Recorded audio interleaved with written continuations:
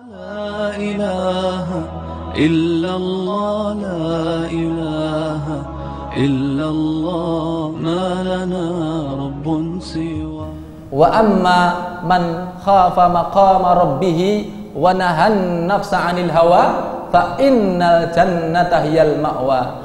Dan adapun orang-orang yang takut akan keagungan Rabb-Nya dan mencegah hawa nafsunya, maka sesungguhnya jannah menjadi tempat tinggalnya.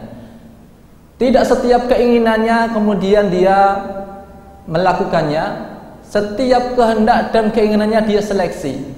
Apakah ini sesuatu yang mendatangkan ridha Allah? Apakah sesuatu yang mendatangkan murka Allah? Betul-betul diseleksi. Tidak setiap keinginan kemudian dia lakukan. Ya. Ketika seseorang di dunia seperti itu, jannah menjadi tempat tinggalnya. Kalau sudah jannah menjadi tempat tinggalnya, ya, walakum fiha ma tastahi anfusukum walakum fiha ma tad'un. Di dalamnya ada segala hal yang kalian inginkan. Apapun yang kalian inginkan akan wujud, akan tercapai. Dan di jannah yang ada hanya segala hal yang sesuai dengan keinginan kalian, sesuai dengan selera kalian. Baik aromanya, performanya, rasanya, semua sesuai dengan selera kita. Selera ahlul jannah. Mudah-mudahan Allah masukkan kita ke dalam jannahnya, ya. Ada penekanan walakum fiha ma tastahi anfusukum. Ini karena sebagai jazaa wifaqa, balasan yang jumbo, ya, balasan yang setimpal. Ketika di dunia, ya, dia berusaha mengekang nafsunya, maka di akhirat apa yang kita inginkan akan tercapai, ya. Tidak ada di sana sesuatu yang tidak sesuai dengan selera penghuninya. Kalau kita di dunia mungkin banyak makanan, banyak minuman, tetapi tidak semuanya sesuai dengan selera kita, ya. Kalau tidak percaya silakan pergi berenam orang dalam satu mobil, ya, berhenti di sebuah warung, ya. Kalau ditawari apa minumannya, itu 6 orang bisa 6 jenis, padahal adanya cuma teh sama jeruk saja, ya. Satu teh manis panas, teh manis dingin, apalagi teh tawar panas, teh tawar dingin, jeruk panas manis. Jeruk tawar jarang, ya. Kemudian jeruk manis dingin, ada 6 pilihan, ya. Ini satu mobil, ya. Karena yang namanya keinginan selera itu bukan soal mahal atau apa atau murah, namanya juga selera, ya. Tidak setiap yang tampak secara mata itu sesuai dengan selera, ternyata rasa itu sesuai dengan selera, belum tentu. Tapi di jannah yang ada adalah segala hal yang sesuai dengan selera, baik aroma, performa maupun rasanya, semua sama dengan selera kita, ya. Fiha ma tastahi anfusukum wa fiha mata daun, di dalamnya ada segala hal yang kalian minta. Jadi apapun yang kalian minta maka Allah akan kabulkan, ya. Khawarsadakumullah, ini juga sebagai balasan setimpal. Tatkala orang punya keinginan, ya, meskipun dia punya uang, tapi dia peper nafsunya, ini tidak diridhai oleh Allah, ya. Maka kelak di akhirat, ya, apapun yang diminta akan dikabulkan GPL, gak pakai lama. Apapun yang dia minta. Dan maaf, kadang-kadang permintaannya mungkin kita anggap sesuatu yang agak aneh dan janggal. Tapi sekali lagi yang namanya pengen, ya, namanya juga pengen, ya.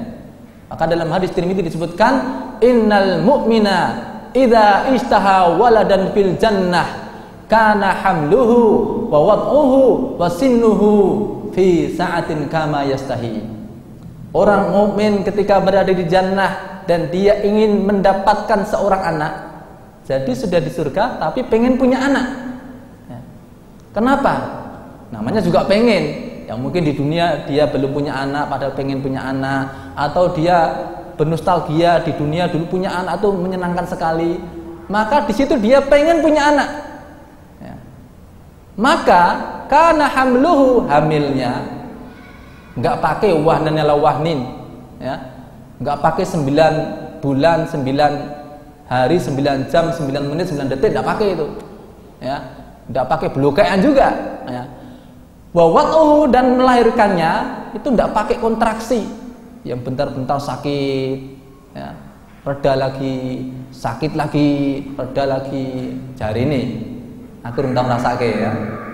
Ini ibu-ibu sana yang merasakan itu, ya. Tapi cukuplah kita katakan itu sesuatu yang memang berat, ya, karena sampai suatu kali Abdullah bin Umar mendapati seseorang yang ketika berhaji, tatkala tawaf, tatkala sa'i, melempar jamarat, selalu gendong ibunya. Tatkala itu kemudian dia bertanya pada Abdullah bin Umar, dengan apa yang saya lakukan ini, apakah saya bisa menebus jasa ibu saya kepada saya? Apa kata beliau? Belum. Meskipun hanya untuk mengganti, membayar sekali kontraksi dia tatkala melahirkan kamu. Tanya sama ibu nanti, ibu dulu kontraksinya berapa kali gitu loh, ya. Itu seandainya Anda berhaji, gendong beliau kemana-mana, belum bisa membayar sekali kontraksinya saja, ya. Khairasadakumullah. Ini jadi tatkala melahirkannya, ya, nggak pakai susah, ya. Kemudian wasinnuhu, dan umurnya, ya, fi sa'atin, dalam sekejap maka wujud seperti yang dia inginkan, ya. Misalnya seseorang pengen punya anak umur 70 tahun misalnya, namanya juga pengen kok, ya. Biasanya kan lahir pengennya umur 7 tahun, 8 tahun. Siapa tahu pengen anak yang umurnya 70 tahun misalnya, ya. 70 tahun kan belum lama, di sana itu kan tidak ada batas akhirnya, kan, ya. Maka begitu lahir sudah segitu gitu loh, ya, sesuai yang dia inginkan, ya. Jadi tidak ada lagi yang menghalangi dia untuk mendapatkan kenikmatan. Yang mengurangi pun tidak ada.